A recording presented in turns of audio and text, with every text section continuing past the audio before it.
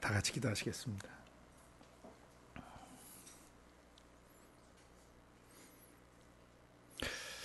영원한 사랑으로 우리를 사랑하신 아버지 하나님, 하나님 보실 때 거룩지도 않고 의롭지도 않고 정결하지도 못한 우리를 주님이 일방적으로 사랑하시고 긍휼을 베푸셔서 그 모든 죄를 용서해 주셨습니다. 우리가 잘해서가 아니고 또 우리가 괜찮은 사람일 때가 아니고 우리가 무능하고 연약하고 그래서 죄를 짓고 하나님과 원수관계에 있을 그때 그런 우리를 향해서 하나님 그 본체이신 예수 그리스도를 십자가에 못 박아 주심으로 우리 육체와 마음에 있는 모든 죄와 저주들을 못 박아 주시고 그것을 믿을 때 우리를 자유케 해 주셨습니다. 성령으로 우리 안에 들어오셔서 이제 우리 속사람이 하나님이 지상에 거하시는 예루살렘 성전 되게 하시고 하나님이 지상에 거하시는 집이 되게 하시고 지상에 있는 하나님의 성전이 되게 하시고 지상에 있는 하나님의 통치 본부와 통치 센터가 되게 하시고 하나님의 나라가 되게 하시고 하나님의 정부가 되게 하시고 하나님의 의회가 되게 하신 것을 찬양합니다. 오늘도 우리 속사람을 그렇게 하나님의 집답고 성전답고 그리고 하나님의 통치 본부다운 그런 통치 센터로 빚으실 주님을 기대하고 찬양합니다. 우리 자신을 그렇게 세워주실 뿐만 아니라 온 세상 나라와 민족 속에 있는 전 세계 예수 공동체를 그렇게 세워주시고 최전방에 서서 복음을 전하시는 모든 선교사님들과 고통 중에 예수를 믿고 따르는 고난받는 현지의 모든 형제 자매님들 안에도 그렇게 성령과 말씀으로 임하셔서 각 사람을 그렇게 하나님이 쓰실 수 있는 강한 전사들로 하나님과 동행할 수 있는 위대한 통치자들로 주님 빚어주시기를 원합니다. 오늘도 우리를 그렇게 세워주실 주님을 기대합니다. 찬양합니다. 그리고 아버지를 의지합니다. 예수님의 이름으로 기도드리옵나이다. 아멘.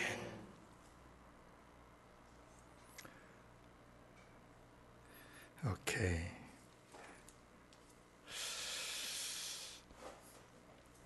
예수를 믿고 거듭난 뒤에 하나님 아버지는 자신의 거룩하신 영을 예수 믿는 사람들의 몸과 마음 속에 보내셨습니다. 그래서 우주 밖에 계실 뿐만 아니라 우주 이 공간, 우리가 살고 있는 이 공간에도 충만하시고 우리 육체와 마음 속에까지 아버지 자신의 성령은 충만하시고 그 성령은 우리 안에서 말씀하시면서 죄를 죽이고 그 말씀으로 레마의 말씀으로 죄 죽이고 죄 태우고 죄 씻어주시고 그 다음에 죄가 씻겨진 우리의 마음속 우리의 지정의 속에 지혜와 계시의 영을 부으셔서 하나님을 알고 우리 자신이 어떻게 회복되었는가를 알게 해주고 계십니다. 그리고 이 사실을 믿는 자들에게 성령으로 우리를 인도하시되 예수님의 육체를 광야로 인도하셔서 시험이 있고 마귀가 있는 그런 세상 광야 속에서 기록된 말씀을 주셔가지고 시험을 이기게 하시고 마지막에 사단 마귀 귀신을 제압하고 내어 쫓게 하셨습니다. 누구든지 예수님을 믿고 성령을 모신 사람들은 하나님의 음성을 들을 수 있게 돼 있고 성령 안에서 그 말씀으로 죄의 용서를 경험하고 죄 씻음을 경험하게 되고 또 성령 안에서 지혜와 계시의 영을 통해서 아버지의 마음속을 깨닫는 그 영의 깊은 비밀들을 깨닫는 은혜를 얻게 되고 그 다음에 성령의 인도하심을 받아서 사단 마귀 귀신을 물리칠 뿐만 아니라 육체의 소욕을 좇지 않고 성령의 소욕을 좇아 살 수 있게 되어 있습니다. 그렇게 네 가지 그 하나님 자녀로서의 기초가 다져진 사람들에게 성령은 계속적으로 나타나시면서 은사로 나타나시면서 직임의 기름을 붓고 계시는 것입니다. 지금 우리는 유튜브에 올라있는 그 은사 파트 그 중에서 가장 길게 강의했던 영분별을 지나서 이제 성령님이 어떻게 우리에게 기름 부어 쓰시는가 해서 직임 1번부터 39번까지 동영상 강의 속에는 사역자들 사람이 어떻게 자녀됨의 기반을 놔야 하는가 해서 사역자가 되기 전에 자녀로서 하나님의 아들, 딸로서 그 놓아져야 될 영적 기반에 대해서 다뤄줬습니다. 사역할 사람이, 성령과 동역할 사람이 성령님이 각 사람 속에 놓으시는 1년차 사도적 제자도 기반, 성령이 가르치시는 그런 제자도의 기반을 견고히 갖고 있지 않으면 다른 사람의 영혼을 그렇게 영혼에 그런 기반을 놔줄 수가 없는 것이죠.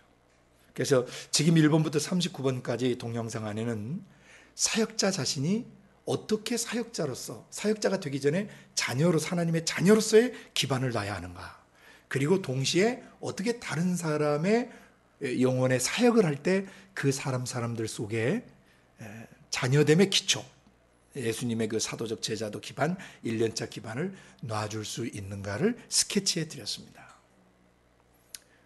하울링 조금만 볼륨을 줄여주세요. 오케이, 땡큐. 그리고 지금 40분부터 계속되는 동영상 안에는 이제 성령님이 사역자를 실제로 어떻게 사역 현장에 이끄시는가, 곧 육체 입으신 예수님, 예수라는 사역자를 모델 삼으셔서 성령님이 어떻게 육신 입은 사람들 속에 들어오셔서 성령이 사역하시는가, 그 사역하는 내용, 어떻게 사역하시는가, 그런 것들을 지금 우리에게 가르쳐주고 있습니다. 주고 계십니다. 그래서 우리가 지금 계속해서 마태복음 1장부터 4장, 지난주에 22절까지 보았죠. 그렇죠? 이것을 매일 기도 시간에 이번 주는, 지금 이게 다뤄지는 주 중에는 계속 이 부분을 가지고 깊이 기도할 수 있어야 합니다. 마태복음 1장부터 4장 11절까지가 대략 한 1년 정도 되는 가르침의 기반이라고 그랬습니다. 그러니까 성령님께서 예수님을, 육신 입으신 예수님을 사역자로 쓰시기 전에 예수 사역자, 거룩한 종 예수 안에 어떻게 1년차 자녀됨의 기반을 놔야 되는가를 성령님이 계시해 주셨다는 겁니다. 한편으로는 요한사도를 통해서 또 보여주시고, 또 한편은 예수님을 통해서 보여주셨어요. 사역할 사람이 어떻게 준비되어야 되는가. 그래서 우리도 하나님의 자녀로서, 또 하나님이 쓰실 수 있는 통로자로서, 사역자로서 매일매일 이 말씀의 내용을 실제로 적용해야 되는 것이죠. 그래서 마태복음 1장을 딱 마음속에 두 개의 단락으로 나눠서 묵상해야 된다고 그랬죠. 그리고 그걸 적용해야 돼요. 어떻게 적용해야 되죠? 아브라함적 믿음을 가지고 다윗처럼 왕 노릇을 할 수 있는, 왕권을 발동할 수 있는 삶을 살아야 돼요. 그러려면 어떻게 해야 돼요? 아브라함부터 다윗까지라고 하는 것은 성경의 한 구약성경 10권 정도 해당돼요. 창출, 레민신, 모세오경과 여호수아, 사사기, 룻기, 사무엘상, 사무엘하까지가 다윗이 가나안 전체를 정복하고 제패하고 다스리는 그런 그 내용을 적어 놓으셨어요, 하나님께서. 그래서 아브라함이라는 사람이 그 마음속에 하나님을 믿을 때 그 믿음을 가지고 어떻게 세상을 다스리는가. 그래서 아브라함부터 다윗까지는 아브라함, 이삭, 야곱, 요셉, 그 다음에 모세와 여호수아, 광야시대 교회들, 그 다음에 다시 여호수아, 갈렙과 사사시대들 거쳐서 사무엘 상하의 다윗이 통일 왕국의 왕으로 설 때까지, 아브라함부터 다윗 때까지 그 왕된, 어떻게 믿음을 가지고 왕 노릇을 하는가를 보여주신 것처럼 나도 예수 그리스도 안에서 예수 그리스도와 함께 아브라함의 믿음을 가지고 다윗처럼 왕 노릇하게 하시기 위해서 왕이 오셨다는 거죠. 그러니까 마태복음 1장을 하나님의 자녀로서 또 사역할 사역자로서 그 기초 기반을 매일매일 다지셔야 돼요. 아멘. 그러니까 아브라함의 믿음은 창세기 1장부터 11장까지 나오는 내용을 창세기 12장의 아브라함이 그대로 받아들이셨다는 거죠. 이것은 다시 히브리서 11장 1절부터 10절까지 보면 어떻게 아브라함에게 어떤 믿음이 전수되어진가를 계시하고 있다고 그랬습니다. 그러니까 믿음의 원리 5가지를 얘기했죠. 그러니까 천지는 하나님이 말씀으로 창조하셨다는 거. 그래서 존재하는 만물의 주인이 하나님과 하나님의 성령과 하나님의 그 말씀이시라는 거. 이것을 우리 마음속에 묵상해야 돼요. 내 영혼의, 내 마음의 주인이 정말 하나님이신가? 아니면 돈이나 명예나 또 내가 갖고 싶은 것이나 내가 좋아하는 것들이 내 마음의 주인 되어 있는가? 만약 하나님 아닌 하나님의 영에서 나오신 그 말씀이 천지를 창조하시는데 하나님과 하나님의 영과 그 말씀이 내 영혼의 주인이 되게 계시다는 그 사람은 왕노릇할 수 없는 것이죠. 왜? 그는 지배 당해버리는 거예요. 하나님 아닌 것들에게 지배를 당해버리는 거예요. 천지를 창조하신 아버지 하나님과 아버지의 성령과 아버지의 그 말씀만이 우리의 주인이 되셔야 되는 거죠. 왜? 그 말씀이 천창조 주체시니까. 그래서 신앙 고백을 하면서 기도 생활을 해야 된다는 거죠. 아버지 하나님, 내 마음에 아버지의 성령과 아버지의 말씀만이 주인이십니다. 그리고 존재하는 만물의 주인이십니다. 그래서 내 마음에 그 어떤 것도 주인 노릇할 수 없습니다. 할 때만 그 사람이 왕 노릇할 수 있는 것이에요. 그런 개인 적용 기도를 해야 된다는 거죠. 두 번째, 아브라함의 믿음이 어떻게 또 그 계시되어 있냐면은 창세기 1장부터 11장까지 아벨의 믿음을 아브라함이 전수받았어요. 아벨의 믿음은 어린 양의 피의 제사를 통해서 우리의 모든 죄가 죽여지고 태워지고 씻겨지는 죄사함, 구속의 믿음을 보여줘요. 믿음으로 아벨은 그랬잖아요. 아벨의 구속입니다. 그러니까 내 죄가 씻겨졌고 태워졌고 정결케 됐다는 것을 이미 짐승을 잡아 죽이면서 날 위해서 그리스도가 이렇게 죽으실 것을 믿었던 것이죠. 구약의 그 믿음으로 말미암아 거듭나는 것이에요. 구약시대에도.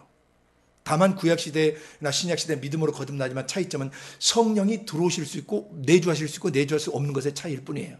그래서 구약시대 사람들도 다 믿음으로 구원받는 것입니다. 믿음으로 거듭났던 것입니다. 그러니까 아브라함은 그 믿음을 가졌다는 거죠. 아벨의 피의 구속의 믿음을 가졌어요.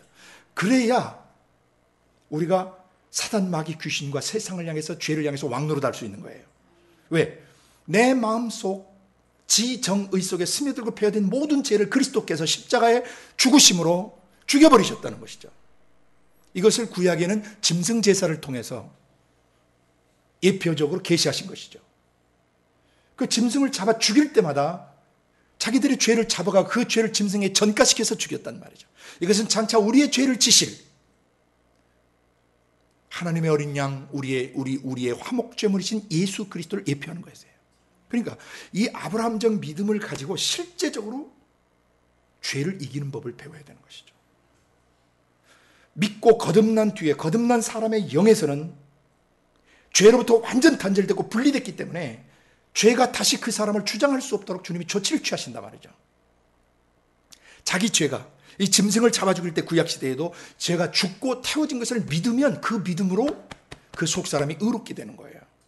하나님 보실 때 올바른 사람이 되는 거예요. 그래서 구속의 믿음을 가지고 있어야 돼. 나는 구속받았다. 나는 씻겨졌고 거룩해져 있고 그래서 거룩하기 때문에 올바른 상태, 의로운 상태에 놓여있고 의로워졌으니까 나는 하나님의 영화로운 영광스러운 자녀로의 원형이 회복됐다. 이 믿음을 가져야 마귀가 공격해 들어올 때 넌 아직도 더럽고 너는 아직도 의롭지 못하고 넌 불의하고 넌 지저분하고 넌 더럽고 음란하고 넌 아직도 온전치 못하다. 너는 추하다. 나는 낮은 존재다. 이런 공격을 해올 때 그래 내가 회개하기 전에는 하나님을 믿기 전에는 그런 사람이었지. 그러나 이제 예수를 믿고 내 죄를 예수님이 십자가에서 다 그렇게 못 박으시고 어린 양이 그 모든 죄들을 지고 죽으셨기 때문에 나는 그 죄로부터 벗어났고 우리가 알거니와 우리 옛사람이 예수와 함께 십자가에 못 박힌 것은 죄의 몸이 멸하여 우리가 다시는 죄에게 종노릇하지 않게 하려 하심이라 하신 말씀대로 또 누군지 그리스도 예수 안에 있으면 새로운 피조물이라 이전 것은 지나갔으니 보라 새 것이 되었도라고 하셨기 때문에 또 생명의 성령의 법이 죄와 사망의 법에서 나를 자유케 했다라고 하셨기 때문에 이 말씀의 근거에서 나는 자유롭고 의롭고 거룩하고 또 영광스러운 존재로 회복된 것이다. 이 믿음을 가져야 마귀가 공격할 때 공격하는 마귀를 다윗처럼 때려잡으면서 이길 수가 있다는 것이죠. 왕노릇 할 수가 있어요. 세상을 이긴 이김은 이것이 곧 우리의 믿음이라고 요한일서 5장 4절에 말씀하신단 말이에요. 세상에 뭘 이기는 게 세상에 마귀가 있어요. 그리고 세상에 변질된 바로적 인격이 있고 세상에는 광야 환경과 같은 원망과 불평할 수밖에 없는 상황이 있고 광야 변질된 환경이 있고 가나안 풍속 규례처럼 하나님을 대적하거나 대신하는 우상과 음란과 사악한 것들로 가득 차 있단 말이죠. 그런 세상을 이길 수 있는 것 사단 마귀가 있는 곳이 세상이에요. 바로 저 변질된 인격이 있는 곳이 세상이고, 광야와 같은 환경이 있는 곳이 세상이고, 가난한적 풍속과 괴로같이 더러운 것들이 있는 곳이 세상이란 말이죠. 이 세상을 이기면 이것이니 곧 우리의 믿음이라. 어떤 믿음? 이 모든 죄들을 주님이 십자가에 죽여버리시고 우리를 거기서 건져내시고 자유케 하시고 새 사람 되게 하시고 창조의 원형을 회복시켜놨다는 이 믿음을 가지면 어떤 공격에도 이길 수 있단 말이죠. 실제적인 그런 기도를 해야 된다는 거예요. 왜냐하면 여기서는 지금 사역자들을 위해서 강의하기 때문에 큰 그 아웃라인들, 큰 골조를 볼 수 있도록 지금 도와주고 있는 강의예요. 그러나 여러분이 이것을 설교하거나 여러분이 다른 사람에 가르칠 때는 이 틀을 가지고 깊이 기도해서 실제적인 적용점들을 반드시 전해줘야 된다는 것이죠. 아브라함적 믿음을 가지고 다윗처럼 왕노릇한 구호만 외치고 있으면 안 된다는 거예요. 그건 깝대기 신앙이에요. 그냥 머리통에 그 동의하는 지적 동의식 믿음에 불과하다 이 말이죠. 지적으로 동의하고 감성적으로 성령 안에서 느끼고 그것을 실제로 적용해서 움직이는 신앙이 된단 말이죠. 그리고 열매를 맺어야 돼요. 아브라함의 믿음 세 번째가 뭐였습니까? 아벨의 피의 구속을 믿으면은 그 사람은 정결케 되고 의롭게 되고 거룩게 돼 있어요. 그러면 하나님이 에녹에게 임재 동행하셨던 것처럼 그 시대나 오늘 시대나 홍수전 시대나 홍수 이후 시대나 예수님 오신 시대나 예수님 재림하시는 그 순간까지 지상에 있는 사람은 누구든지 에녹의 믿음을 가져야 된다는 거죠. 그 에녹의 믿음이 바로 히브리서 11장 그 6절에 믿음이 그런 믿음이 없이는 임재에 계시고 동행해 하시는 믿음이 없이는 하나님을 기쁘시게 할 수 없다. 왜? 하나님이 임재하고 동행하시고 나를 안고 계시는데 그 안면 몰수하고 살아가요. 그럼 하나님 마음이 어떻게 되겠어요? 여러분도 인격체인데 둘이 만나 지나가는데 잘 아는 사람이 안면 몰수하고 지나가면 일부러 안면 몰수하고 지나가면 어때요? 황당하죠. 그 마음에 안면 몰수인데 막 기쁩니까? 그렇지 않아요. 하나님도 인격체에서 나를 보고 계세요. 태내에서 조성될 때부터, 아니 태내에 조성되기 전부터, 창세 전부터 나를 알고 계셨단 말이죠. 그런데 이놈이 태어나고 자라더니 나중에 하나님 여기 임재에 계시고 나를 보고 계시는데도 그 눈길 시선 무시해버리고 안면 몰수하고 살아가는, 그리고 하나님께 나온다고 하죠. 예배드리고 나온다고 하면서도 하나님 눈빛 안 보고 하나님 얼굴 표정이 어떠신지도 보지도 않고 하나님 마음속과 내 마음속에 실제적인 만남이 없이도 예배당에 정해진 시간에 정해진 장소에 와서 예배드린다고 가요. 하나님 못 만나고. 하나님 얼마나 안타까우시겠어요. 그래서 누군지 하나님께 나오는 사람은 그가 계신 것과 여기 계신 것과 자기를 찾을 때 반드시 상 주신, 응수해 주시고 응답해 주시고 보상해 주시고 맞아주시고 환대해 주시는 그런 아버지라는 것을 믿어야 된다는 거죠. 하나님의 임재 동행을 믿어요. 내 왼편에도 계시고 오른편에 계시고 앞에도 계시고 뒤에도 계시고 위에도 계시고 아래도 계시고 마지막 7번째 내 마음 중심까지, 전, 후, 좌, 우, 상, 하, 마음 중심 7방향에 전방위 체제로 아버지는 임재에 계세요. 이걸 믿어야 돼요. 그러면 어떻게 돼요? 우주 밖에서 우주 공간 전체를 통치하시는 분이 내 육체와 마음 속에 들어오셔서 나와 함께하고 계시다. 그 거룩한 능력, 그 전의로우심, 그 사랑, 그 용서, 용납의 능력, 그 온유하고 겸손하신 그 빛대심, 그리고 희생적 사랑과 사려 깊으심과 우리를 따뜻하게 품어주시는 그런 사랑, 포근한 사랑, 잔잔한 사랑, 그리고 강렬한 사랑, 그리고 자신을 던져 나를 사랑하시는 그 희생적 사랑, 이것이 100% 내 마음속에 와 계시다는 거예요. 그러면 이 세상 살면서 무엇이 부족하고 이 세상 살면서 무엇이 두렵겠습니까? 임재에 동행하시는 것에 대한 믿음이 있으면 다윗처럼 왕노릇 할 수 있다는 것이죠. 성장 과정 속에 애정 결핍이 있고 사랑의 결핍이 있고 용납과 포용과 인정받고 하는 그런 것이 결핍될 때 사람의 영은 하나님 아닌 다른 것들에게 인정받으려고 음란해지기도 하고, 또는 술이나 마약이나 또는 어떤 자기가 좋아하는 취미생활에 탐닉하고 또는 어떤 인터넷이나 그런 것에 중독에 빠지는 것이, 왜? 먹어야 될 사랑, 들어와야 될 사랑, 위로, 격려, 인정 이런 걸 받지 못하고 자라면 하나님 아닌 다른 것들을 스폰지처럼 빨아들이면서 헛된 우상들을 마음속에 받아들여서 살게 된다는 것이죠. 그 마지막은 죽음인 것이에요. 그래서 하나님이 임재에 계시고 동행하시는 것에 대한 믿음을 수시로 강론을 통하여, 설교를 통하여, 또 상담을 통하여, 또 수몰그룹 가르침을 통하여 우리가 양육하는 양들의 심령 속에 임재의 동행을 인식할 수 있도록 도와줘야 된다는 거죠. 그래서 그게 사역자, 그게 사역이에요. 성령 사역이에요. 성령은 끊임없이 사람 속에서 내가 너와 함께하고 있다, 내가 너를 떠나지 않고 영원히 너와 함께 있겠다고 약속했지, 내가 다시 너를 고아와 같이 버려두지 않고 내게로 오겠다고 하고 지금 왔지, 너는 고아가 아니야, 너는 홀로 있는 게 아니야, 네가 지금 안에서 이거 해주시고 저거 해주시고 구하는 모든 것들 내가 이미 성령으로 찾아와서 선한 모든 것을 너에게 다 응답해 주었단다. 저 공간에서 우주 밖에서 어딘가에서 하나님을 잡아 당기는 그런 신앙은 불신앙이란 말이죠. 하나님은 우주 밖에서 우주 공간을 타시고 우리의 마음속까지 하나님 나라를 확장하셨다고 그랬어요. extended 하셨다고 그랬어요. 당신의 나라를 우리의 육체 마음속까지. 그래서 임재 동행하고 계세요. 하나님의 임재 동행을 믿지 않는 사람은 불신자예요. 믿지 않게 되면, 그런 임재를 믿지 않게 되면 어떻게 되냐면, 이 세상 신이, 공중권세 잡은 귀신들이, 사단 마귀 귀신들이 이 세상 신이 믿지 아니하는 그 사람의 마음을 혼미하게 만들어요. 헷갈리게 만들어요. 보지 못하게 만들어요. 블라인드하게 만들어요.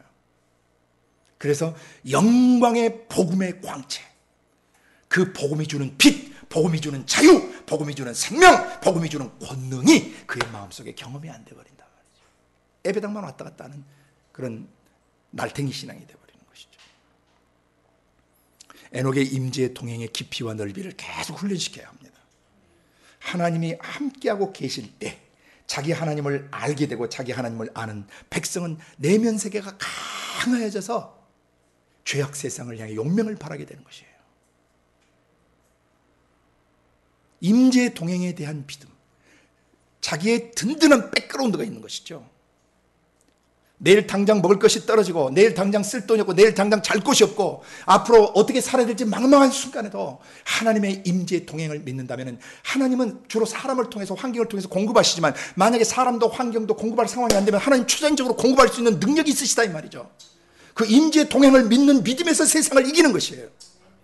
오지에 떨어질 수도 있고, 위험한 상황에 처할 수도 있고, 궁핍에 처할 수도 있고, 어려운 또 재정적 위기에 놓일 때 있지만은 하나님이 살아계시고 그 하나님이 나와 함께 하시면 모든 것을 공급하시는 여호와 이레 하나님, 준비하시는 하나님이시며 공급하시는 하나님이라는 것을 그가 믿는 믿음이 있다면, 나와 동행하시는 믿음이 있다면, 아버지가 함께하고 계신데, 온 우주의 왕이 함께하고 계신데 무엇이 두렵겠어요? 마귀는 그런 환경과 상황을 통해서 그 거듭난 영혼을 약호 죽이거나 두렵게 하거나 짜부러들게 만들거나 짓누를 수 없는 것이에요.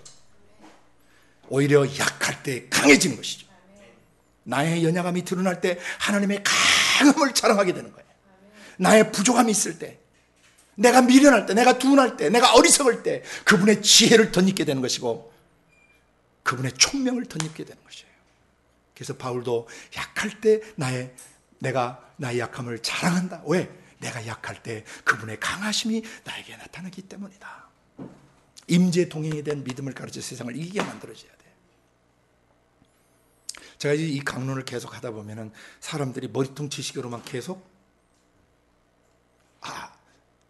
아브라함의 믿음을 가지고 다윗처럼 다스린다, 구호만 외치고 있어요. 그건 앵무새가 지절거리는 것에 불과하단 말이죠. 선생님은 강의를 할 때 전체 개요를 줄 수밖에 없어요. 왜? 정해진 시간에 그걸 다 설교할 수가 없단 말이죠. 그럼 사역자인 여러분은 개인 기도 시간에 실제적 적용을 해야 된다는 것이죠. 아브라함의 믿음까지 다 알려줬어요. 5가지. 임재 동행에 대한 믿음을 해서 실제적으로 적용 연습을 하셔야 돼요. 그래서 그 아브라함의 믿음을 가지고 다윗처럼 어떤 환경에 넣어서도 왕노릇하는 것이죠.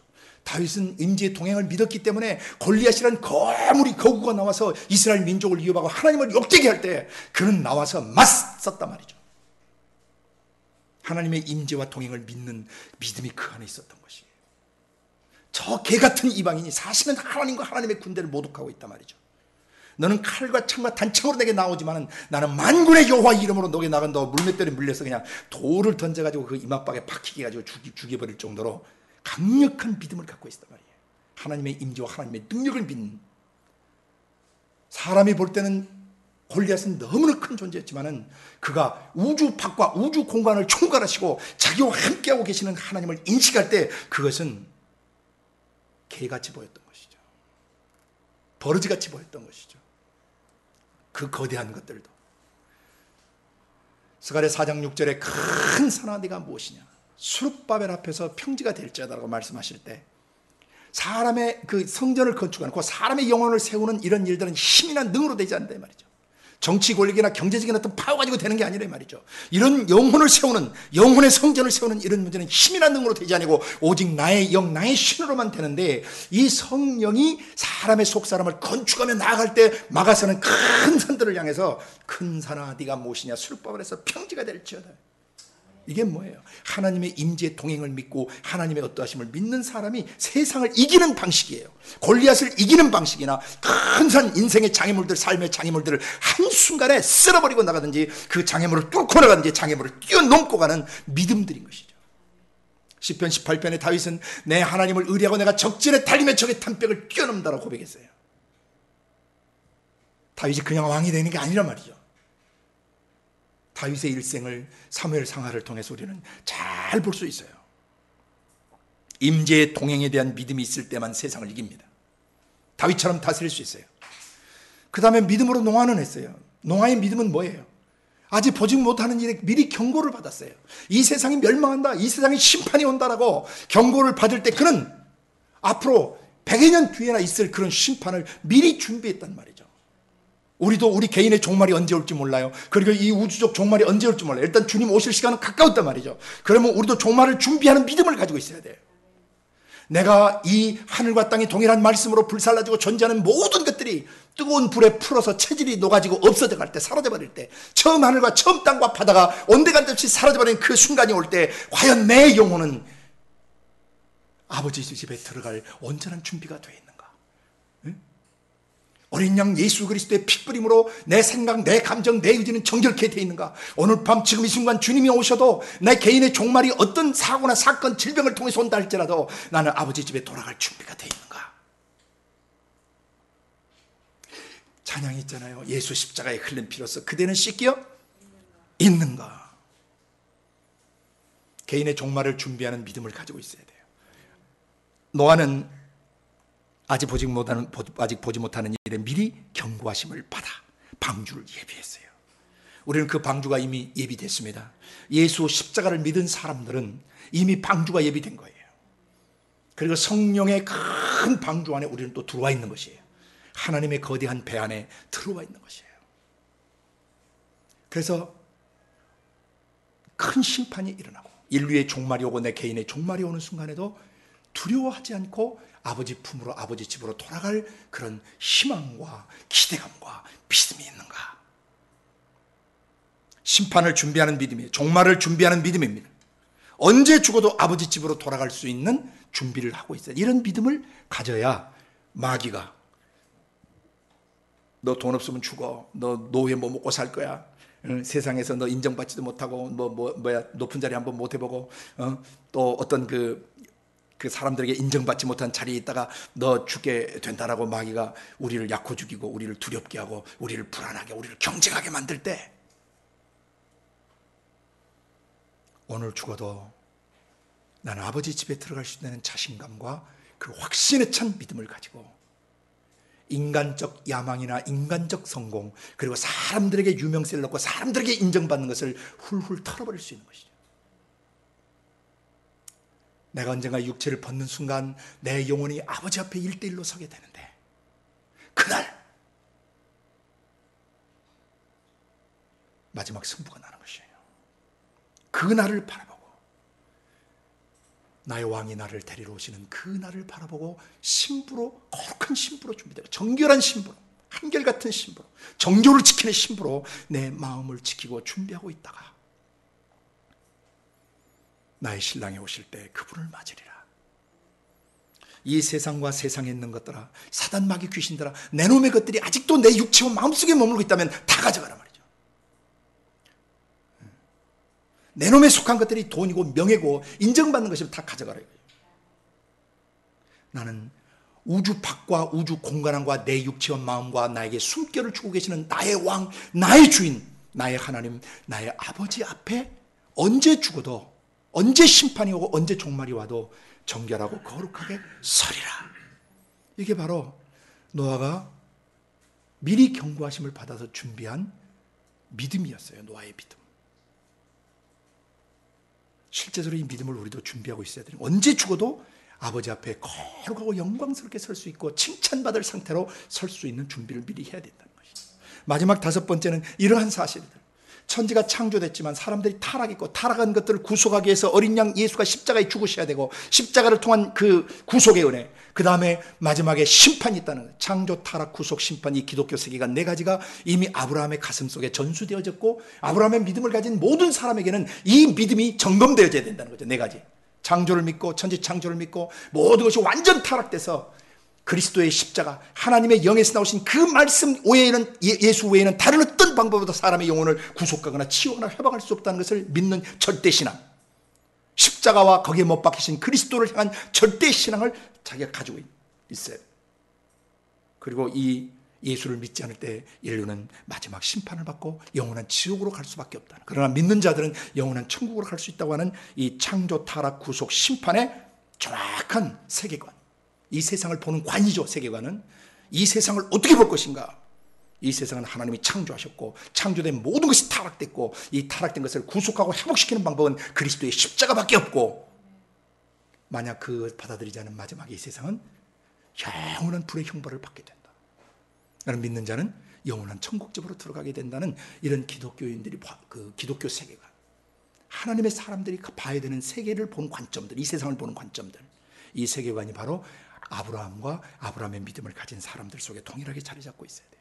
그 아브라함은 이 4가지 창조, 타락, 구속, 심판을 전하러 갈 바를 알지 못하고 뭐했어요? 순종해서 갔던 것입니다. 이게 아브라함의 믿음이에요. 이 5가지 믿음의 기초가 우리 안에 있는가? 나도 여기서 천년만년 살려고 하는 건가? 아니면 내가 일정 시간 무장되어지고 준비되어지고 제자화되어지고 내가 전할 수 있는 상태가 되면은 나도 예루살렘을 넘어서 유대와 사마리아와 땅끝까지 가면서 나도 이 복음 전하러 일생을 가리라.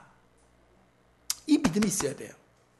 아우, 저는요 선교사나 그런 부름은 없는 것 같고요, 미친 사람이란 말이죠. 선교는 옵션이 아니에요. 선택사항이 아니라 말입니다. 예수를 믿고 거듭났으면 의무예요. 의무. 온 천하에 다니면 만민에게 복음을 전파해야 되고 하나님의 양들을 돌보는 목양사역을 해야 되고 모든 족속을 제자화시키는 이 삶을 지상 사는 날 동안 살아야 하나님의 말씀에 순종하며 사는 것이란 말이죠.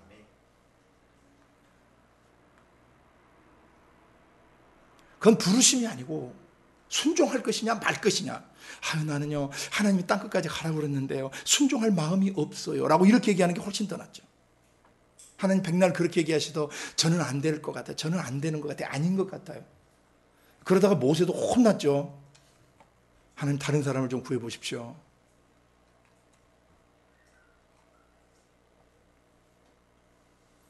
이런 아브라함의 믿음이 이 기반 5가지, 창조에 대한 믿음, 구속에 대한 믿음, 죄의 문제가 해결되면 임재 동행하세요. 임마누엘 하세요. 임마누엘, 임재 동행에 대한 믿음, 그 다음에 최후 심판이 와도 방주 타고 구원받은 노아처럼 구원받을 수 있는 믿음. 그런 이 사실을 전하러 갈 바를 알지 못하지만은 이방 민족들에게 나아갔던 순종하는 믿음. 이 믿음의 기초가 생기면은 아브라함의 믿음에 어떤 그 결과가 생겨나냐면은 로마서 4장 17절부터 21절까지를 보면 아브라함의 믿음 7가지가 나와요. 죽은 자도 살리시는 하나님을 믿고 없는 것을 있는 것 같이 부르시는 하나님을 믿고 말할 수 없어요. 지금 아직 아기도 없는데 막 네 자손이 하늘의 별 같고 바다의 모래 같겠다고 했는데 그걸 그냥 그대로 믿으셨다는 거예요. 바랄 수 없는 중에 바랐어요. 그걸 믿었어요. 그리고 자기 몸이 죽은 것과 사라의 태가 죽어버린 것을 알고도 믿음이 약해지지 않고, 믿음이 약해지지 않는 믿음이에요.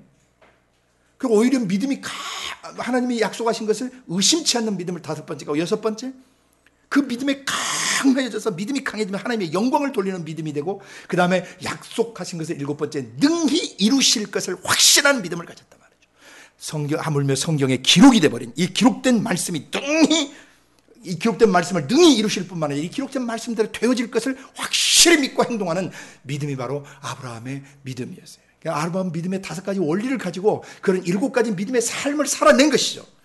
믿음을 적용시킨 거예요, 자기 삶에. 그래서 자기 아들을 모리아 산에서 번제단에다가 아들의 목에다가 칼을 찔러 대서 죽여도 하나님이 달리 죽이면 살리실 것을 믿어버렸단 말이죠. 죽어도 다시 살 것을 믿었어요. 실제로. 굉장한 믿음이신 거죠. 우리는 우리 안에 조금만 재능이 없고 조금만 학벌이 부족하고 조금만 가진 것이 부족하고 조금만 자기가 뭐 안 돼도 자포자기하고 포기해버리는 사람들이에요. 이 사람은 아브라함의 믿음을 가진 사람들이 아니에요. 마태복음 1장 1절은 바로 그런 아브라함의 믿음을 가지고 다윗처럼 일어설 때까지, 아브라함부터 다윗 때까지 이 대수, 여기는 한 사람의 믿음이 시작돼서 창세기 1장 26절에 왕노릇하는 그런 다윗적 왕권, 메시아적 왕권, 통치권이 회복되어지는 순간까지의 과정을 얘기한 거예요. 구약성경은 한 10권 정도가 요약이 됐단 말이에요. 그러나 다윗 이후에 솔로몬 때부터, 솔로몬 자신부터 후반부에 타락해가지고 나라가 이제 그 아들 돼서 왕국으로 두 개 갈려버리는, 이제 다윗 때부터 바벨론 포로로 잡혀가는 순간까지는 열왕기 상하가 줄을 이루죠. 비참한 역사죠. 남왕국도, 북왕국도 망하고 남왕국도 망해버려요. 그래서 아수르와 바벨론에게 아주 진리게지고 초토화가 돼버리는 것이죠. 예루살렘 전체가 불타버리고 성벽이 다 허물어지고 에브라임 성전이 허물어져 버리고 다윗 왕조의 언약이 사라져 버리는 것이죠. 언약의 흔적들이 다 사라져 버려요. 결국 포로로 잡혀가서, 바벨론 포로로 잡혀가서 그리스도가 오시기까지 수백 년의 세월 동안 하나님은 사실 오고 계셨던 것이죠. 어떤 사람들에게. 이스라엘이 잘 나가던 아브라함부터 다윗 때까지도 하나님은 계속 아브라함의 믿음을 가진 사람을 통해서 매시대 다윗처럼 다스리게 하셨고, 다시 다윗 때부터 바벨론 포로까지 잡혀가는 믿음이 흔들리고 믿음이 깨져버린 그런 상태도 그리스도는 계속 믿음의 사람을 통해서 오고 계셨으며, 다시 바벨론 포로로 잡혀가서 적진에 있지만은 거기에 믿음을 가진 모르드게나 에스더나 그 다음에 또 다니엘이나 그 세 친구분들이나 스룹바벨이나 느헤미야나 에스겔 같은 그런 사람들에게 계속 하나님은 오고 계셨고, 그들을 그 시대의 메시아적 통치권을 가지고 살 수 있도록 하나님이 기름 부으셨다는 거예요. 그러면서 신약시대가 시작될 때 마태는 바로 그 구약의, 원래 구약성경, 그 히브리 사람들과 구약성경 마지막은 역대상하가 마지막이에요. 그러니까 역대상의 그 족보 이야기를 그대로 이어서 마태가 시작되는 것입니다. 새 언약이. 그래서 마태복음은 우리를 왕되게 하시기 위해서 왕이 오신 거예요. 그래서 마태복음 1장 1절부터 17절까지 내용을 실제적으로 여러분이 적용점을 좀 가지고 준비하셔야 된다는 거예요. 그냥 선생님이 그냥 다윗의 믿음을 아브라함처럼 믿음을 가지고 다윗처럼 다스려야 됩니다. 여러분도 앵무새처럼 지절거리고 있으면 안 된다는 거죠. 그것을 실제적으로 가지고 여러분이 기도하시고 삶으로 살아내셔야 돼요. 아멘. 사역자가 돼가지고 믿음 없는 소리 찍찍 해대면 되겠어요? 모든 사람이 약호 죽고 좌절하고 낙마하고 있을 때도 먼저 부름받고 먼저 세움받은 사역자는 성령이 주시는, 나타나시는 믿음을 통해서 사람들을 격려하고 용기를 주고 힘을 줘서 자신을 보지 않고 하나님을 보게 만들고, 아브라함의 그 믿음 5가지 기반을 견고히 다지고 그 아브라함에게서 나타나는 7가지 믿음의 적용 신뢰를 사람들에게 적용시키는 그런 사역자가 돼야 된다는 거예요. 앞으로 강론하는 모든 그 뼈대 강의를 다 이렇게 설명할 수는 없어요. 그러나 어젯밤인가 오늘 새벽인가 묵상하는데 주님께서 이 부분을 사역자인 여러분들이 다시 한번 짚어주라고 하셔서 대언하는 거예요. 구호에 치지 말라는 거예요. 말씀을 들었으면 그 내용 가지고 사셔야 된다는 거예요. 그 다음에 1장 18절부터 25절까지 3개의 핵심을 가르쳐 드렸어요. 바로 아브라함의 믿음을 가지고 다윗처럼 왕노릇하게 하기 위해서 예수가 오셨는데, 그 예수님이 어떻게 오시느냐? 성령으로 잉태되셨다. 성령으로 잉태된 그 말씀만이 자기 백성을 죄에서 구원하신다. 죄에서 구원받아야, 죄가 문제가 해결되어야 임마누엘 하실 수 있다는 3가지 사항이에요. 그럼 여러분이 그걸 개인 적용으로 적용하셔야 돼요. 여러분이 아브라함의 믿음을 가지고 다윗처럼 통치권을, 메시아적 통치권, 천국의 지상 통치권을 발동하시려면은 여러분이 성령으로 여러분의 속에서 말씀이 잉태되셔야 돼요. 성령이 여러분 생각과 감정과 의지 속에 말씀의 씨앗을 심어 놓으시고, 그 말씀의 씨가 여러분 생각과 감정과 의지 속에서 30배, 60배, 100배의 결실을 맺고, 마치 태내, 여인의 태 속에 들어간 아기가 10개월 가까운 시간 동안 있다가 응하고 태어나는 것처럼 여러분 속에 들어간 하나님의 말씀의 씨앗이 일정 시간이 지나면 그 말씀이 육화돼서 여러분의 삶으로 나타나셔야 된다는 것이죠.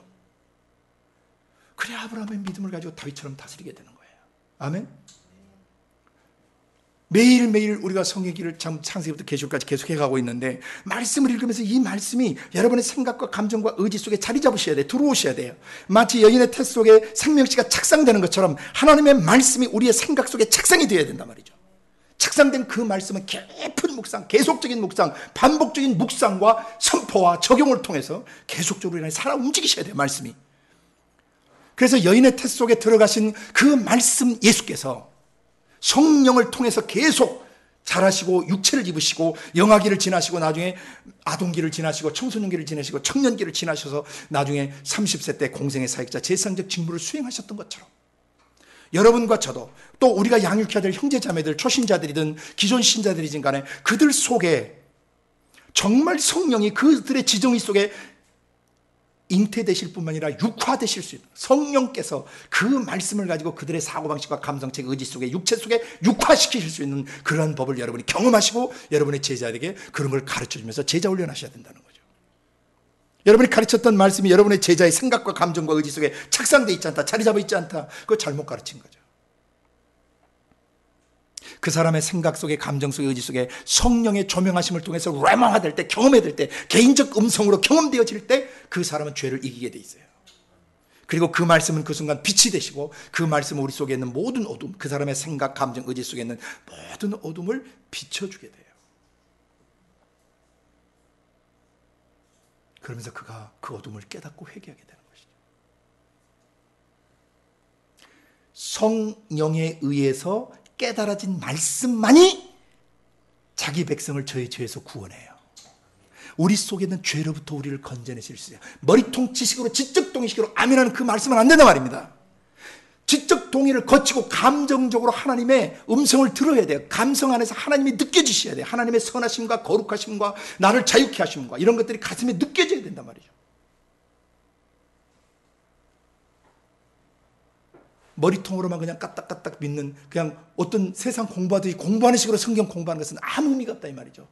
공부를 통해서 그 말씀이 내 생각에 깨달아지고 내 감정에 느껴져서, 감정에 느껴지면 감정에서 동력이 발생한다. 그래서 영적 에너지가 발생해요.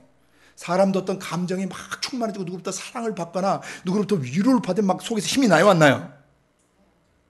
그 사랑을 위해서 막 국경도 뛰어넘고 민족도 초월하고 거리 그 가깝고 먼 걸 개의치 않고 시간도 막 밤새도록 그 사랑하는 사람과 시간을 보내고 싶은 열망을 갖게 된다. 감정은 파워를 갖고 있어요. 감정 속에서 하나님을 반드시 만나야 돼요. 그러면 우리 의지에 동력을 보내는 거예요. 의지가 움직일 수 있도록. 감정이 충만해지면 의지가 움직인단 말이죠. 의지가 움직이게 되면 성령이 우리 육체와 마음과 함께 역사하시는 것이죠. 행동하는 신앙이 되는 거예요. 올바른 행동일 때는 반드시 올바른 열매가 맺히고, 틀린 행동이었을 때는 틀린 열매가 맺혀지는 거예요. 그러니까 righteous attitude, 올바른 태도를 갖고 있으면 righteous action을 하게 돼요. 그 다음에 righteous result, 올바른 결과가 나와요. 그러면 unrighteous attitude, 잘못된, 의롭지 못한 태도를 가지면 unrighteous action이 나와요. 행동이 나와요. 잘못된 행동이. 그러면 unrighteous result, 잘못된 결과가 나오는 것이죠. 성령으로 말씀이 잉태되는 것이 무엇인가를 여러분 스스로 경험해야만이 설교를 통해서 다른 사람의 마음속에, 생각과 감정과 의지 속에 그 성령으로부터 말씀이 잉태되는 걸 경험시킬 수가, 성령이 그 안에서 말씀을 육화시키는 것을 여러분이 양육하는 제자들과 양들이 경험할 수 있는 것이, 사역자 된 그 사람이 그런 경험인데 어떻게 자기가 양육하는 사람들에게 그런 경험을 시킬 수가 있겠어요? 머리통 지식이나 전달하는 그런 사역자가 돼서는 안 된단 말이죠. 그건 날라리 사역자예요. 생명 없는 그런 사역자예요. 싹꾼들이죠. 목회를 하나의 생계수단 내지는 먹고 사는 그러한 수단으로 생각해버리는 싹꾼이 되어버리는 것이에요. 성령으로 말씀이 각 사람 안에 잉태되고 경험되어지면 죄의 문제가 해결돼. 그때 그 말씀은 예수가 되시는 거예요. 성령이 레마화시키시는 말씀은 예수 구원자가 되시고 그리스도가 되시는 기름 부음이 임해요, 그 사람 안에. 그러면서 하나님이 나와 함께 임재에 동행하신다는 것을 느끼게 되는 거예요. 아멘. 이런 것들을 실제적으로 여러분 적용점들을 정확하게 여러분 스스로 적용하며 살아야 된다는 거예요. 가르치기만 하는 사람이 되면 안 된다는 거예요. 그 다음에 2장 가서 2장에 세 단락 나눴잖아요. 그리스도가 누구시냐? 유대인의 왕이시다. 그는 한 다스리는 자시다. 내 백성 이스라엘 목자라고 하셨다. 메시아 예수 그리스도는 다스리는 왕이시며 목동이시다. 목자시다. 그래서 The Shepherd King에 대해서 다뤘어요. 그러면 여러분 마음속에 실제로 내주에 계시는 성령과 그 말씀께서 아버지 영과 아버지 말씀이 여러분의 목자 되는 것을 경험하셔야 돼요. 그리고 여러분의 왕이 되시는 것을 경험하셔야 돼요. 여러분의 생각을 다스려 주시고 여러분의 감정을 다스려 주시고 여러분의 연약한 의지를 다스려 주시고 여러분의 영혼과 육체를 돌보시고 지휘하시는 목동 왕을 성령과 그 말씀 예수 통해서 경험해야 된다는 것이죠. 그래서 어린 아기 예수의 생명이 위협을 당할 때 피할 길을 내신 것처럼 내 삶의 위험과 위기가 올 때 성령과 그 말씀께서 때로는 천사를 보내서 나를 위험에서 건져내시고 또 라헬의 통곡처럼 가슴에 그 사랑하는 아이들, 그 핏덩어리 같은 아이들, 그 어린 아이를 잃어버린 그 어머니 아버지와 그 가족들의 그 아린 가슴이 얼마나 깊었겠어요. 얼마나 고통스럽겠어요. 마치 라헬이 뭐 하듯이 젊은 나이에 아이를 낳고 죽어버리듯이 그때 그 라헬이 느꼈던 고통과 아픔과 절망들. Why me? Why at this time? 왜 이때인가? 이제 남편의 사랑을 받고 삶의 모든 것이 안정을 찾아가는 그 시간에 아기를 낳고 그렇게 아기를 낳고 싶었는데 두 번째 아기를 낳고 죽어버린단 말이죠. 눈앞에 밟히는 몇 살짜리 안 되는 어린 요셉을 두고 가야 되는 그 엄마의 아픈 마음. 젊어서 자기 생을 마감해야 되는 한 여인의 그 고통처럼 말이죠. 이것을 예레미야가 인용할 때는 예레미야 31장에 북왕국 이스라엘이 멸망할 때 하나님의 가슴이 바로 라헬의 통곡 같은 가슴이었다는 그런 아픔이 있으셨다는 거죠. 그러나 그 라헬의 통곡으로 그치지 않고 내가 북왕국 이스라엘을 회복하리라. 메시아가 오시는 그날 내가 북왕국을 회복하리라는 그런 희망의 메시지가 던져지는 것이죠. 결국 마태는 그걸 인용해서 라헬의 통곡이 있는 사람들의 삶에 찾아오신 목자 예수, 약속된 메시아, 우리의 왕을 언급하고 있는 것이죠. 사랑하는 사람을 잃어버린 사람들의 아픔, 그리고 소중한 것을 상실해버린 또 자기 인생의 어떤 소중한 기회를 놓치고 절대절명의 기회를 놓쳐서 일평생 가슴에 응어리진 상실의 아픔을 갖고 있는 사람들에게 목자 왕은 오셔서 완전히 치료하시고 회복하시고 그를 다시 일으켜 세우시는 분이시라는 거죠. 여러분의 삶 속에도 라헬의 통곡이 있어요. 그 아픔 속에 성령과 그 말씀 예수가 찾아오셔서 내 영혼의 목자가 되어주시고 내 영혼의 왕이 되어주시는 것을 경험해야 돼요. 올바른 왕이 와서 통치할 때 백성은 안정을 누리고 평화를 얻게 됩니다. 그리고 위로를 얻게 됩니다. 그리고 안정감을 갖게 됩니다. 훌륭한 왕이 자기 목숨을 던져 백성을 사랑할 때 그 백성이 얼마나 행복하고 그 시대가 얼마나 태평성대와 같은 아름다운 시간을 갖겠습니까? 마태복음 2장에서 바로 그런 얘기를 하고 계시네요. 그리고 나중에 헤롯이 죽은 다음에 그 나사렛 동네에 오셔서 사셨던 겸손한 예수. 목자왕은 낮고 천하고 형편없는 가정적 백그라운드, 학벌적 백그라운드 갖고 있고 외모적 백그라운드에 문제가 있는 그런 모든 사람들. 그들에게 찾아오셔서 부요하신 자로서 가난한 자가 되셔서 그들을 위로하시고 품어주셔서 다시 창조의 원형으로 회복시키는 목동 왕이시라는 것이죠. 그리고 창세기 마태복음 3장에서 다시 1절부터 12절까지 죄를 다룰 때 뿌리부터 다뤄줄 줄 알고 자기 자신도 죄를 뿌리부터 자백할 줄 아는 사역자가 되고 사람들 죄를 피상적으로 다루지 않고 그 사람의 생각, 감정, 의지 속에 자리 잡은 죄의 근본 동기, 죄를 짓게 된 동기, 죄를 지어온 과정, 그리고 죄가 남긴 저주의 결과들을 정확하게 뿌리와 과정과 결과를 다룰 수 있는 그런 사역자가 되어야 된다는 거예요. 지금 성령이 속에 들어오시를 불 속에 성령과 불 속에 우리를 정케하시는 사역을 하고 계시다는 거죠. 성령께서. 그리고 마태복음 3장 13절부터 17절까지 우리를 모든 의를 이루기 위해서, 모든 사람을 죄 없이 올바르게 만드시기 위해서, 의롭게 하시기 위해서 예수님이 죄 있는 사람처럼 세례를 받으셨단 말이에요. 물속에 잠기시면 그가 십자가에 죽으신 죄를 지고 죽으시는 것을 의미하고, 물속에서 올라오시는 것은 그가 죄로부터 벗어나 부활 생명으로 살아나는 것을 예표해 주시는 것이었습니다. 그리고 그가 죄 문제를 해결하고 물에서 올라오실 때 하늘이 열렸고, 열리자 하늘에 계신 성령이 내려오시면서 그 육신 입은 사람을 위로부터 능력을 입히시고, 동시에 하나님과 육신 입은 사람 속에 영적인 커뮤니케이션, 음성 듣는 커뮤니케이션 라인이 회복됐단 말이죠. 그 내용은 너는 내 사랑하는 아들이고 내 기뻐하는 자다. 어떤 사람이 죄 문제가 해결된 모든 사람은 하나님의 사랑이고 하나님의 기쁨이고 하나님의 아들, 딸 되는 권세로 회복받는 것이에요. 이런 것을 여러분이 개인적으로 경험하셔야 돼요. 매일. 나를 의롭게 하시기 위해서, 모든 의를 이루기 위해서 예수님이 이제 물속이 아니라 십자가에 죽으셨어요.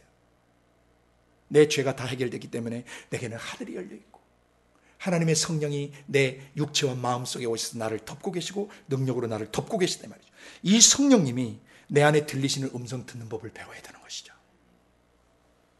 외부로부터 사람이 전하는 말이나 사람의 생각, 사람의 감정을 전달하는 그런 사람이 아니라 내 심장 속에, 우주 밖에서 우주 공간을 타고 내 심장까지 들어오셔서 내 지성에, 내 감성에, 내 의지에 말씀하시는 내주에 계시는 성령의 음성을 들어야만이 내가 영적으로 올바른 삶을 살 수 있고 올바른 사역자가 될 수 있고 올바른 지도력을 발휘할 수가 있다는 거예요. 인본주의적 교리나 인본주의적 신학이나 인본주의적 가르침들, 사람의 관점에서 보는 하나님을 가르치는 그런 지식에 더 이상 우리가 얽매여서는 안 된다는 거죠. 물 섞은 포도주처럼 내주에 계신 성령님이 기록된 66권의 말씀을 가지고 내 속에 말씀하실 때까지 이 말씀이 그러한가요? 날마다 성경을 상고하고 부지런히 연구하고 살펴서 어느 때를 지시하는지를 상고했던 그 선자분들처럼 우리도 예수님의 그 말씀을 깊이 상고하는 사람이 되어야 된다는 거예요. 아멘. 실제적인 적용점들을 가지고 있어야 돼요.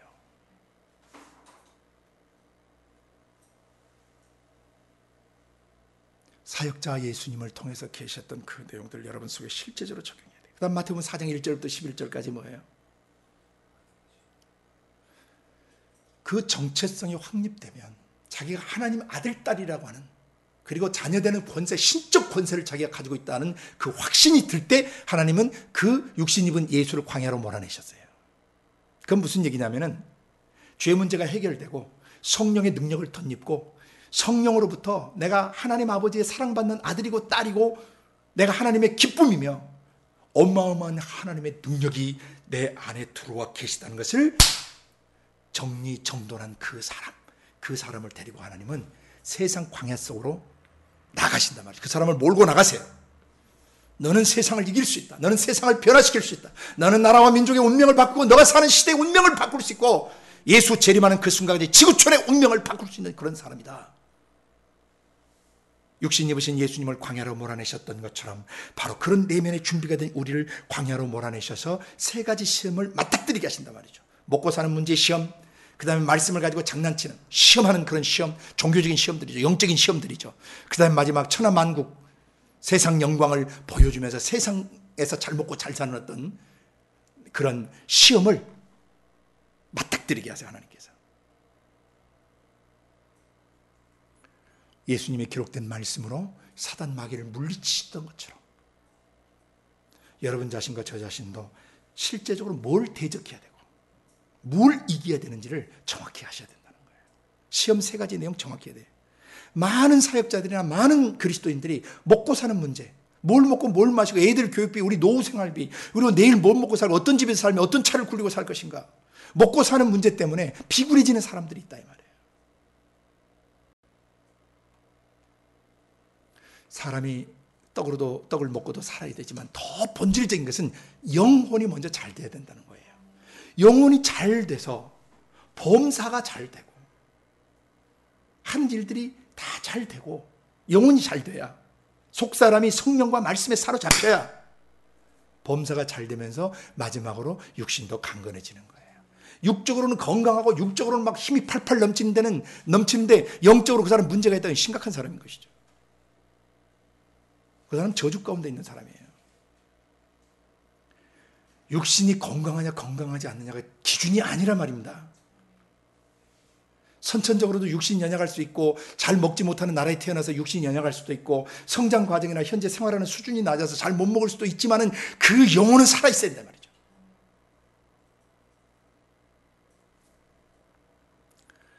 그래서 마태복음 4장 1절부터 11절까지 이 내용을 여러분이 매일 기도하셔야 돼요.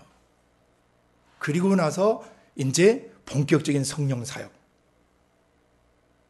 뭐였죠? 12절부터 17절까지 한 단락이었죠. 흑암에 앉은 백성이 빛을 비추는 사역이에요. 전에 고통하던 자들, 멸시당하며 살던 자들, 천박하게 살던 자들, 마귀화돼서 살던 자들, 인격적으로 문제가 있고, 정서적으로 문제가 있고, 감정적으로 문제가 있고, 이 목석처럼 굳어져 있고, 인간성이 상실되어 있고, 인간미가 상실되어 있는 그런 사람들에게 무엇이 원인이 돼서 당신 속에 그런 어둠이 왔는가를 보여주신 것이죠. 빛이 오셔서. 그래서 뭐예요? 흉악의 결박을 끊어주고, 어깨 채찍을 꺾어버리고, 무겁게 맨 멍에들을 꺾어버리시고, 내리치는 몽둥이를 꺾어버리셔서 그 사람을 더 이상 상처 입히지 못하도록 목자왕이 오셔서 역사하고 계신다는 거예요. 어지러이 쌓여있는 군인의 갑옷들, 피 묻은 복장들, 삶 자체가 피 튀기는 전쟁인 사람들, 내면 세계 매일매일 상처 입고 상처 주고 사는 사람들, 그 전쟁을 끝내버리시네. 불의 지푸라기를 살라버리듯이 그런 것들을 다 살라서 없애버리시네. 그 이유는 한나기가 우리에게 낳고 한나들이 우리에게 주신 바 되었기 때문이라고 했어요. 그분의 어깨에는 하나님의 통치권을 짊어지신 그런 정사를 그 어깨에 매셨다고 해요. 통치권을 갖고 있단 말이에요. 그는 기묘자셨고 모사셨고 전능하신 하나님이시고 영존하시는 아버지시며 평화의 왕이시고, 그 정사와 평강의 더함이 무궁한 끝이 없어요. No end, 끝이 없이 계속되어지며 그가 다윗의 위에 비로소 앉아서 메시아의 킹십을 발동하신다 이 말이에요. 이것이 이루어졌어요. 성령이 우리 안에 들어오심으로 이루어졌다고요. 지금 사역자된 여러분과 제가 그런 사역을 해야 돼요.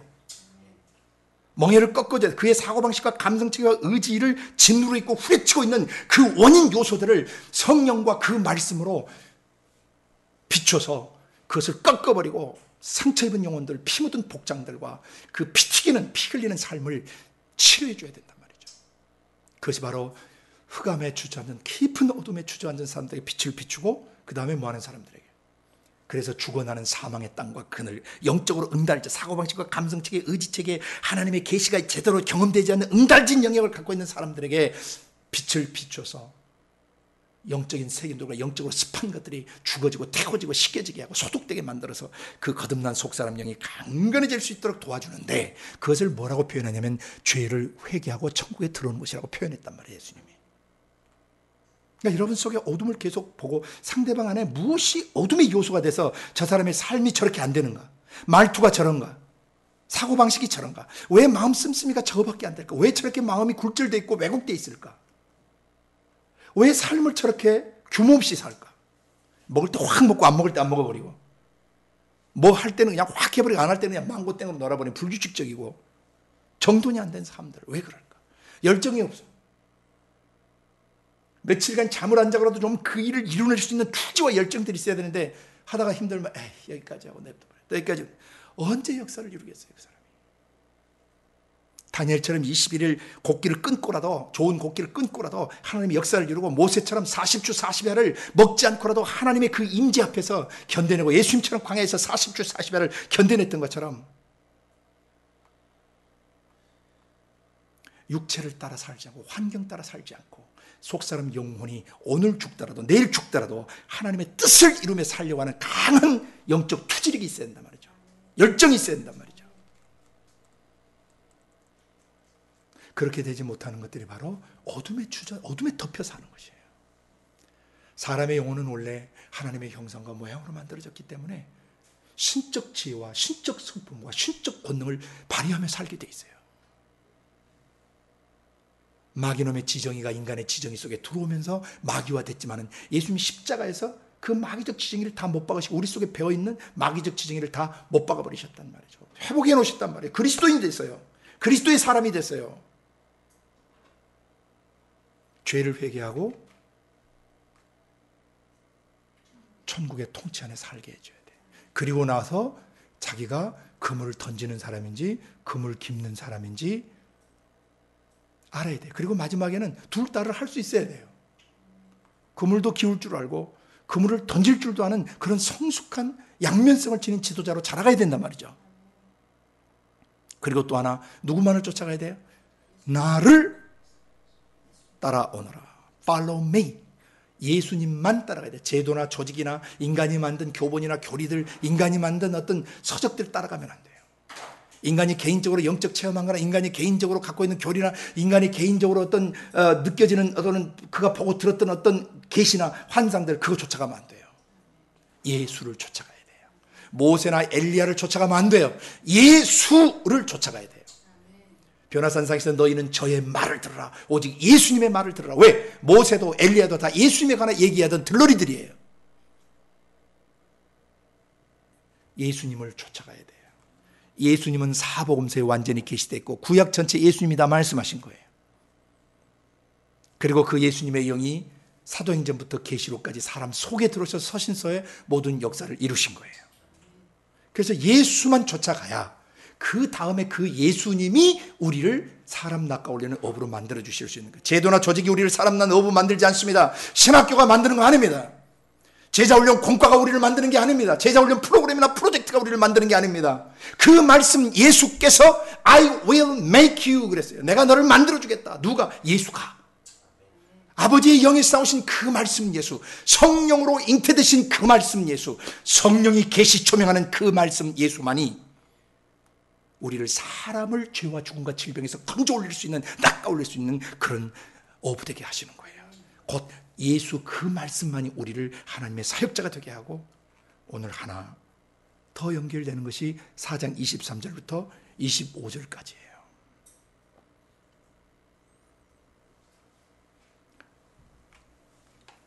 그 예수님이 성령 사역이 무엇인지를 보여주시고, 성령은 어둠의 죄를 회개하고 천국 안에 들어오게 하는 사역을 하고, 그 다음에 성령은 이 역사를 이룰 동역자들을 부르시는 사역을 하세요. 그물을 깊게 하시고 그물을 던지는 자들을 불러 모으셔서 그들로 예수를 쫓아가게 만들고, 예수라는 모본, 예수라는 교본을 따라가게 만드시는 거죠, 성령께서. 그래서 결국 그 사람이 뭐 할 수 있도록 사람을 낚아올 수, 어디에서? 흑암에 주저앉은 상태에서, 상처투성인 상태에서, 절망한 상태에서, 더럽혀진 상태에서, 음란한 상태에서, 분노와 미움에 쩌들어 있는 상태에서 그 사람을 건져내야 된단 말이죠. 이게 성령 사역이에요. 어둠에서 빛으로 건져내시는 사역이에요.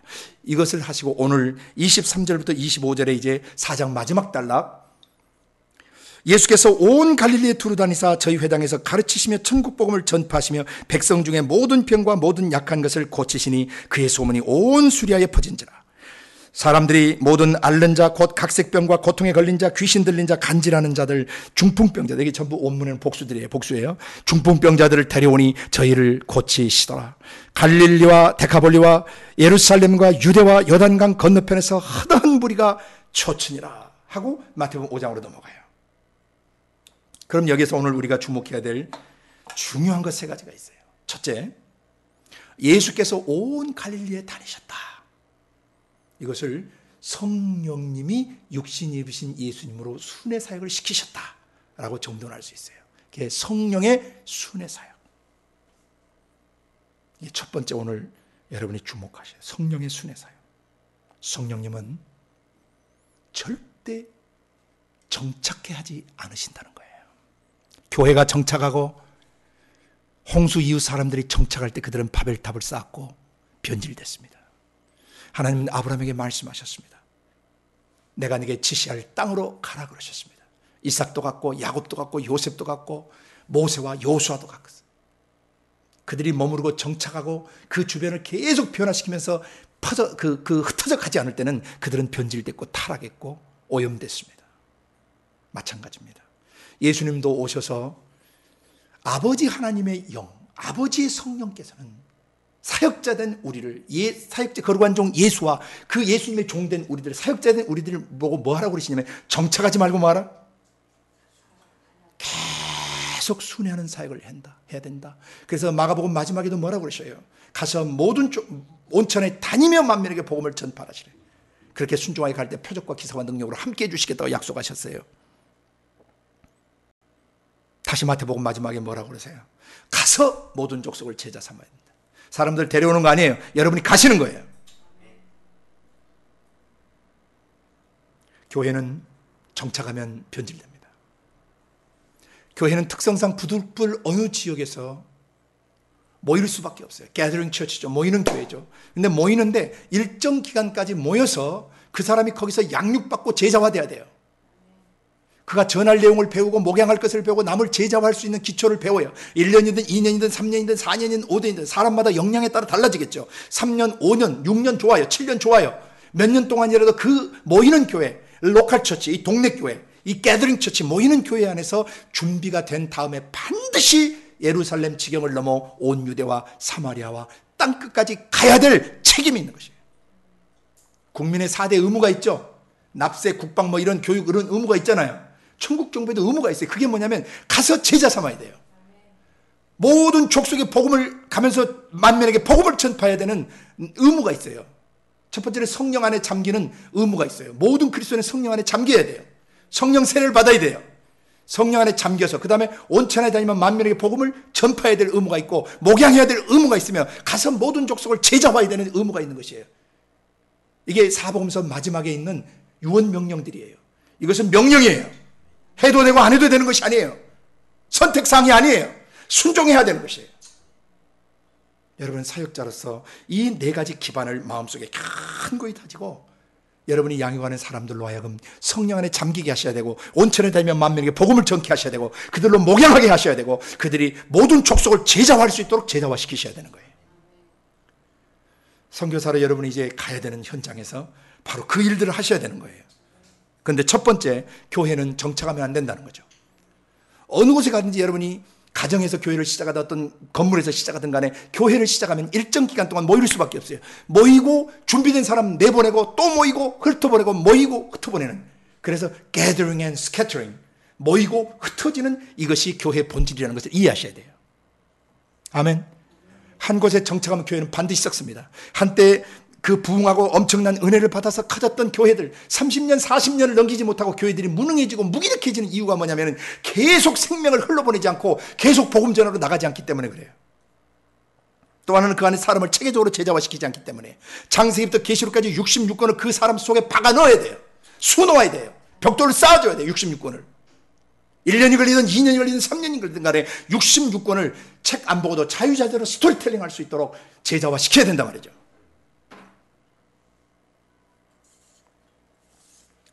그래서 두루 다니게 해야 됩니다. 반드시 우리는 순회사역을 해야 됩니다. 정착하면 안 됩니다. 아브라함은 일생을 나그네처럼 사셨어요. 75세에 하란을 떠나서 175세에 돌아가실 때까지 100년 동안을 그는 가나안 땅 전체를 순회하며 사셨고 오실 메시아의 길을 닦아놓는 그러한 사람이 됐습니다. 지금 주님이 여기 오셔서 갈릴리에서 본격적인 사역을 시작한 이 갈릴리가 어디냐면 바로 가나안 땅이에요. 아브라함이 거쳐갔던 그 땅, 그리고 여호수아 갈렙이 정복하고 그리고 사사들이 통치하고 다시 다윗이 통치하던 그 땅, 그 가나안 땅에 약속대로 메시아가 오셔서 지금 가나안 땅에 가나안 북부서부터 뭐 하기 시작한 거예요? 갈릴리서부터 가나안 정복을 시작하신 거예요. 할렐루야. 그래서 절대 사역자는 교회는 한 곳에 머물러 있으면 안 돼요. 일정 기간 동안은 머물 수밖에 없어요.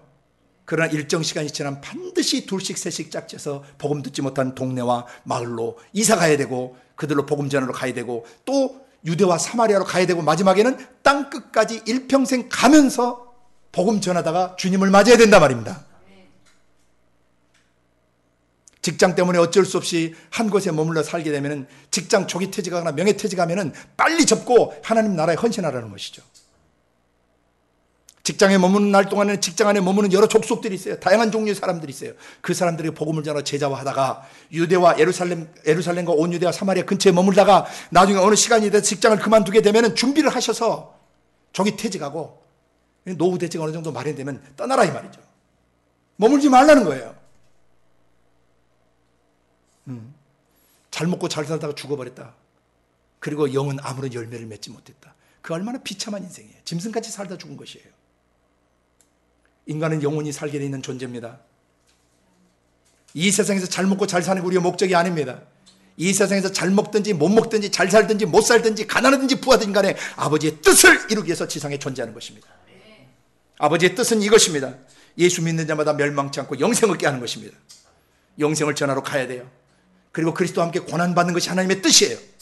그리고 항상 기뻐하고 쉬지 말고 기도하고 범사에 감사하신 것이 그리스도 예수 안에서 우리를 향하신 하나님의 뜻이십니다. 하나님 뜻을 잘 모르겠걸랑 최소한 이 몇 가지 정도라도 깊이 간직하시고, 또 하나님의 뜻은 이것이니 너희가 음란을 버리고 거룩해지는 것이다라고 데살로니가전서 4장 3절에 하나님의 뜻을 명확하게 밝혔어요. 우리의 속사람이 거룩해지기를 원하세요. 성적으로 순결하기를 원하세요.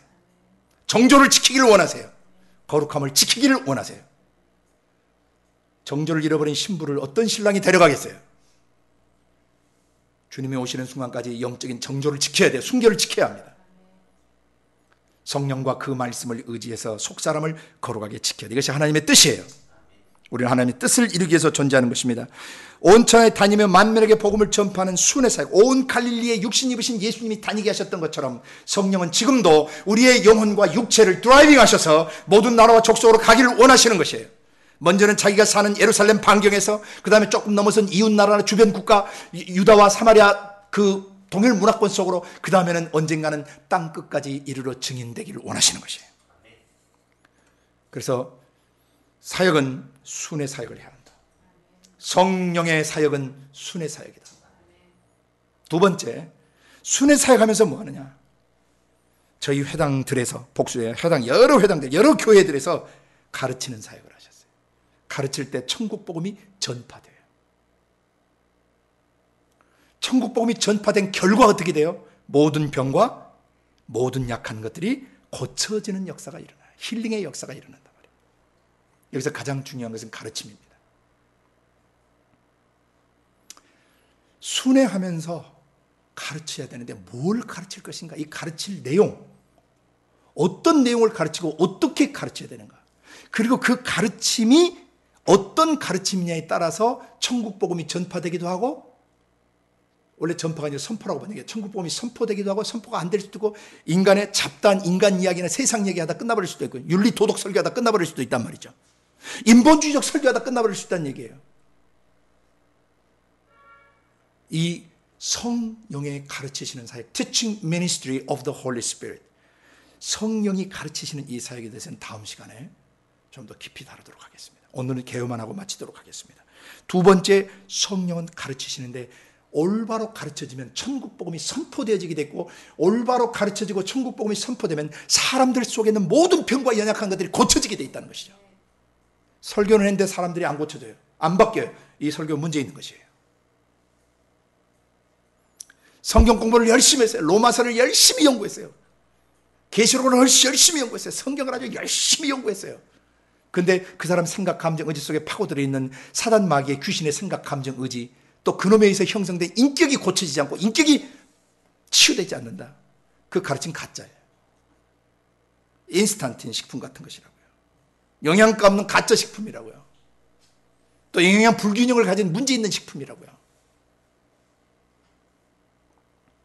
다음 시간에 성령이 가르치시는 것, 성령의 티칭 미니스트리, 가르치는 사역, 그것이 어떤 것인지 예수님을 통해서 우리 또다시 보기를 원합니다. 그리고 그 결과 반드시 치유돼야 돼요. 마지막 세 번째 아웃라인은 뭐냐면은, 순회 사역하고 올바로 가르쳐져서 천국 복음이 선포되고 병들이 고쳐지게 되면 어떤 결과가 나타나요? 성령 사역의 결과 어떻게 됐어요? 소문이 나죠. 예? 온 시리아 저 이방 지역까지 다 퍼졌어요. 그 사람들이 뭐예요? 모든 앓는 자 중에 특별히 각색병, 여러 종류의 질병에 걸린 사람들, 고통에 걸린 사람들, 이게 고통은 다음 주에 이제 설명하겠어요. 내면색에 문제가 있는 사람들을 말해요. 고통에 걸린 자, 귀신 들린 자들, 간질하는 자들, 중풍병자들, 여러 병자들 데리고 왔지만은 저희를 다 모여버리셔요. 다 고쳐버리세요. 그랬더니 어떻게 돼? 그 갈릴리 도뿐만 아니라 요단강 동편 쪽에 있는 데카볼리 지역, 10개의 도시라는 데카볼리 지역과 저 남쪽에 있는 수도 예루살렘과 그 예루살렘을 중심으로 한 유대 지역과 요단강 건너편 지역에 허다한 무리가 좇는 역사가 일어나요. 자, 성령님에 의한 순회 사역, 성령님의 가르치시는, 성령의 가르치시는 사역, 성령의 선포 사역, 성령의 치유 사역이 있게 되면 반드시 부흥이 일어나게 돼 있어요. 반드시 사람들이 몰려들게 돼 있어요. 인본주의적인 방법으로, 또 세상적인 방법으로 사람들을 긁어 모으는 그런 방식 말고 정말 성령에 감동되고 성령에 터치된 사람들이 말씀을 들으면서 치유되면서 하나님이 나를 향하신 계획과 뜻이 무엇인지를 발견하면서 모여드는 그런 부흥, 진짜 부흥, 육체만 고치는 그런 거 말고 내면 세계를 만져서 속 사람을 하나님의 형상으로 빚어낼 수 있는 그런 참된 내적 변화가 있는 그런 참된 부흥. 오늘 현대 수많은 교회들 중에 부흥이 있는 교회들, 여기 성령님의 사역 결과와 한번 비교해 봐야 될 필요가 있어요. 서론이 성령님의 사역, 순회 사역이었고, 이었다면 본론은 teaching, proclaiming, healing, 가르치시고 선포하시고 치유하시는 성령 사역이고, 마지막 성령 사역의 결과가 어떠한지를 오늘 본문에서 보여주는데, 시간이 너무 많이 지나서 다음 주에 이 부분을 좀 더 깊이 설명하면서 그 다음 단락으로 나아가겠습니다. 자, 마태복음 1장부터 4장 25절 끝절까지